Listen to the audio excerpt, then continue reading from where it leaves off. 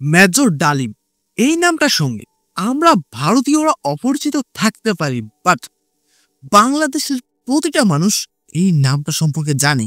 1971 সালে বাংলাদেশ যখন স্বাধীন হয়, ঠিক তখন থেকে শুরু করে 2025 সাল এই পর্যন্ত মেজর ডালিম কোনো না কোনোভাবে বাংলাদেশের প্রতিটা মানুষের মুখে মুখে ছিল।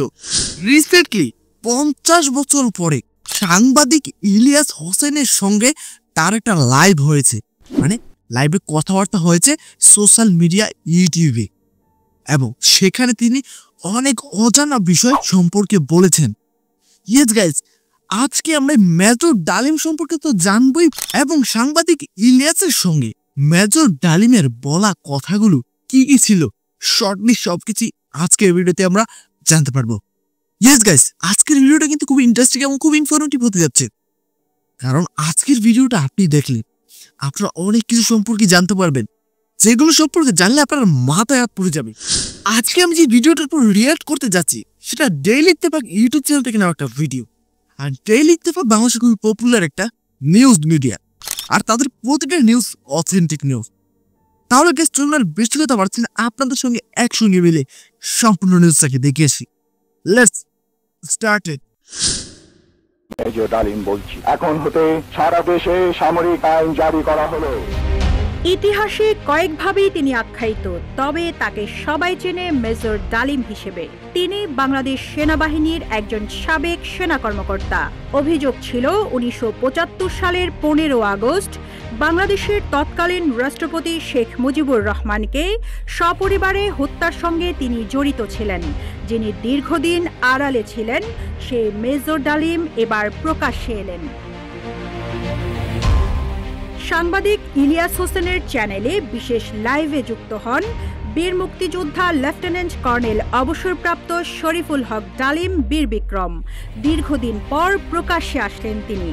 লাইভে এসে মেজর ডালিম বলেন, শেখ মুজিবের জুলুমের মাত্রা এতটাই বেড়ে গিয়েছিল, মানুষ খোদার কাছে মুক্তি চাচ্ছিল তার জুলুমের অবসানের জন্য। আচ্ছা, আমার জানা মতে শেখ মুজিবুর রহমান অনেক ভালো মানুষ ছিলেন, মানে আমরা যেটা জেনেছি বা আমরা যেটা দেখেছি আর কি, বিভিন্ন ওয়েবসাইট, বিভিন্ন জায়গায়, বিভিন্ন আর্টিকেলে আমরা যেটা পেয়েছি সেটাই তো বলছি।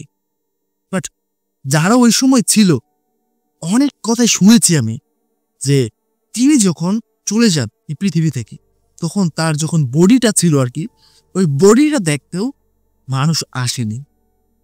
তখনই আমার মাথায় একটা প্রশ্ন এসেছিল যে এত ভালো একজন মানুষ, তাহলে মানুষ কেন আসেনি? এখন বুঝতে পারছি কেন আসেনি। তিনিও হয়তো তার মেয়ের মতোই স্বৈরা শাসক ছিলেন। সবাই আপনারা বুঝতে পেরেছেন গাইস, তাহলে চলুন বাকি অংশটা দেখে আসি।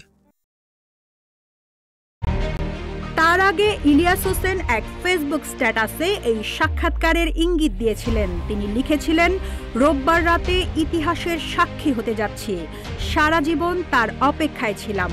ইলিয়াসের বিশেষ লাইভে যুক্ত হয়ে মেজর ডালিম তার জীবন ও সাম্প্রতিক সময়ে ঘটে যাওয়া নানা ঘটনা নিয়ে কথা বলেন। লাইভের শুরুতেই ইলিয়াস হোসেন মেজর ডালিমকে যুক্ত করে বলেন, আমাদের জাতির সূর্য সন্তান, যিনি জাতিকে 1975 সালে সফলতার পথে নিয়ে গিয়েছিলেন। সাংবাদিক ইলিয়াসের প্রশ্নের জবাবে মেজর ডালিম বলেন, দেশবাসীকে, বিশেষ করে নতুন প্রজন্মের ছাত্র জনতাকে যারা আংশিক বিজয় অর্জন করেছেন, তাদের প্রতি লাল শুভেচ্ছা জানাই। 24-এর গণঅভ্যুত্থানের নেপথ্যের নায়ক ছাত্র জনতাকে পরামর্শ দিয়ে তিনি বলেন, সম্প্রসারণবাদী হিন্দুত্ববাদী ভারত, যার কবজায় আমরা প্রায় চলে গিয়েছি, সেই অবস্থান থেকে সেই 71-এর মতো আরেকটা স্বাধীনতা অর্জন করতে হবে। তা না হলে বিপ্লব ব্যর্থতায় পর্যবসিত হবে। 75-এর হত্যাকাণ্ডের নেপথ্যের কারণ জানতে চাইলে তিনি বিস্তারিত ইতিহাস তুলে ধরেন। মেজর ডালিম বলেন, খুবই স্পর্শকাতর প্রশ্ন, নিজের বাদ্য নিজে বাজানো যায় না। প্রথম কথা, 15 আগস্ট কোনো বিচ্ছিন্ন ঘটনা নয়, এটার সূত্রপাত হয় মুক্তিযুদ্ধ চলাকালীন অবস্থায়। এই বীর বিক্রম বলেন, যখন 7 দফাতে চুক্তি করে নজরুল ইসলাম তাজউদ্দিনকে পারমিশন দেওয়া হলো একটা প্রভিশনাল গভর্নমেন্ট গঠন করার, 7টা ক্লজ পড়ে সাইন করার পর নজরুল ইসলাম ফিট হয়ে পড়ে গিয়েছিলেন যে আমরা ক্রমান্বয়ে ভারতের একটা করদরাজ্য অঙ্গরাজ্যে পরিণত হব। মেজর ডালিম বলেন, মুজিব মারা যায়নি, বরং একটি সেনা অভ্যুত্থানে নিহত হয়েছেন। সেনা অভ্যুত্থান খালি হাতে মার্বেল খেলার মতো নয়, সেখানে দুই পক্ষ থেকে গোলাগুলি হয় এবং দুই পক্ষেই হতাহতের ঘটনা ঘটে। যেমন মুজিবের পক্ষের কিছু লোক নিহত হয়। এতদিন তো আমরা যেটা জেনেছি যে তাকে সপরিবারে তার বাড়িতে গিয়ে করা হয়েছে, বাট এখানে তো ডিফারেন্ট কিছু। তাহলে কি পুরো পৃথিবীর কাছ থেকে, মানে বাংলাদেশিদের কাছ থেকে বিশেষ করে সত্য তথ্যগুলো লুকানো হয়েছিল? ও মাই গড, আমি অবাক হয়ে যাচ্ছি রীতিমতো এই বিষয়গুলো জানার পরে। তাহলে চলুন বাকি অংশটা দেখে আসি। তেমনি সেনা অভ্যুত্থানকারী বিপ্লবীদের দিক থেকেও কিছু লোক প্রাণ হারায়, এটি বাস্তবতা। তবে বিপ্লবীরা বিজয়ী হয়ে ক্ষমতা নিজেদের হাতে নিয়ে নেয়। তিনি বলেন, মুজিবের মৃত্যুর খবর এবং বাকশালের পতনের সংবাদ জানার পর শহর, বন্দর এবং গ্রামের লাখ লাখ মানুষ আনন্দ মিছিল বের করেছিল। যে সমস্ত রাজনৈতিক নেতা বা দলগুলো আন্ডারগ্রাউন্ডে ছিল তারাও জনসমর্থন নিয়ে রাস্তায় এসে উপস্থিত হয়। এভাবেই 15 আগস্টের বৈপ্লবিক সামরিক অভ্যুত্থান জনস্বীকৃতি লাভ করে বলে জানান মেজর ডালিম। Rizwana Rinti, news desk, Ittefaq.